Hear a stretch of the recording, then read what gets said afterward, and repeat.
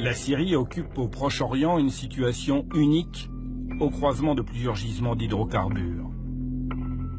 En 2009, à l'occasion d'un forum en Turquie, le président syrien dévoile la stratégie des 4 mers. La Syrie se rêve incontournable sur le marché de l'énergie. Nous faisons le lien entre la Méditerranée, la mer Caspienne, la mer Noire et le Golfe.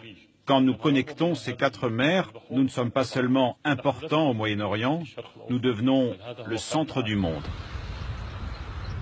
La stratégie syrienne est de devenir un centre de transit pour le gaz et le pétrole de toute la région. Bachar el-Assad multiplie les voyages diplomatiques pour vendre son idée à tous les pays qui pourraient être intéressés. Arabie Saoudite, Turquie, Iran, Irak et bien sûr le Qatar. Dès 2009, le Qatar propose de lancer un gazoduc. Partant de son immense champ gazier de North Dome, il traverserait l'Arabie Saoudite, la Jordanie et la Syrie pour aller en Turquie alimenter le marché européen. Mais à la même période, un autre projet de gazoduc est envisagé avec l'Iran. L'Islamic Gas Pipeline partirait d'Iran pour traverser l'Irak et accéder à la mer en Syrie. À la clé, l'exportation de gaz vers l'Europe à partir du littoral syrien. En juillet 2011, Damas choisit ce projet et signe avec Téhéran. Un choix qui change la donne régionale. L'Islamic Gas Pipeline va permettre d'exporter le gaz iranien sans avoir à passer par la Turquie. Aux grandes dames des autorités turques. En faisant des pipelines qui allaient passer par la Syrie sans passer par la Turquie, il est évident que ça pénalisait la Turquie. Ça change complètement les règles du jeu, ne serait-ce qu'au niveau économique. Quand vous avez par exemple un pipe qui passe chez vous, vous touchez de l'argent. Donc ça rapporte de l'argent. À 49 $. Si la Turquie s'estime logiquement lésée, selon Alain Juillet, d'autres pays voient carrément rouge. L'Arabie Saoudite et le Qatar prennent très mal l'idée d'un pipeline qui pourrait aller depuis l'Iran jusqu'à la Méditerranée et qui pourrait donc concurrencer leur livraison de pétrole.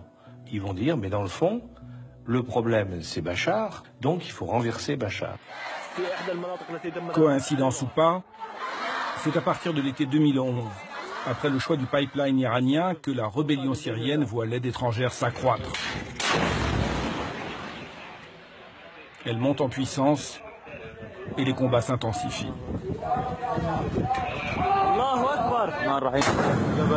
À se demander pour certains si la guerre en Syrie n'est pas aussi une guerre de l'énergie.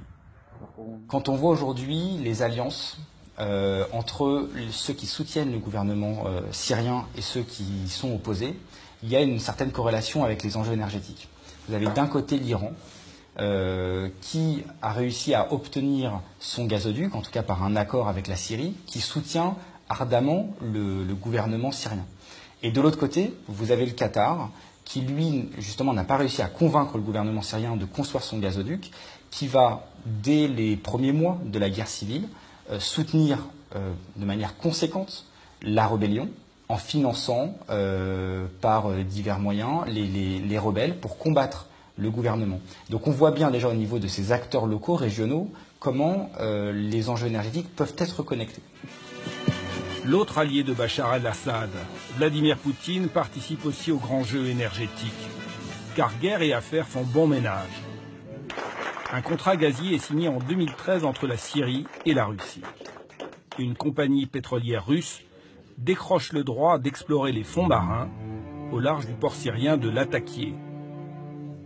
Car la Méditerranée orientale cache dans ses profondeurs d'immenses réserves de gaz naturel, au large de la Grèce, de Chypre, d'Israël, de l'Égypte, du Liban.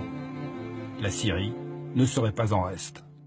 Il y a des potentialités, on ne sait pas où, mais sur les 3500 milliards de mètres cubes que renfermerait cette Méditerranée orientale, il est tout à fait possible qu'il y ait des enjeux ou des gisements conséquents au large de la Syrie. Et l'équation énergétique se complique un peu plus en 2015, avec la découverte de pétrole sur le plateau du Golan, une zone occupée par l'État hébreu depuis 1967. Une compagnie israélienne, Afek Oil, a commencé des forages d'exploration. Il y aurait bien du pétrole en quantité significative. Reste à savoir s'il est exploitable. En cas de réponse positive, le cocktail peut devenir explosif. Toute discussion sur les frontières contentieuses d'Israël est un gros sujet, compte tenu de l'instabilité chronique de la région. Mais le point principal, c'est que cela ne deviendra pas un problème tant qu'ils ne trouvent pas de réserves importantes là-bas. S'ils trouvent beaucoup de pétrole, cela veut dire d'énormes revenus. Et là, on peut s'attendre à une aggravation du conflit. En novembre 2015, selon le quotidien Haaretz, Benjamin Netanyahou aurait testé Barack Obama sur un possible redécoupage des frontières de la région. Le chaos syrien permettant de penser différemment l'avenir du Golan, dont l'annexion par Israël n'a jamais été reconnue par les États-Unis et la communauté internationale. À cause du gaz ou du pétrole, une bonne partie des acteurs engagés dans le conflit syrien ont donc des intérêts économiques et stratégiques à défendre, pour le plus grand malheur de la population civile syrienne.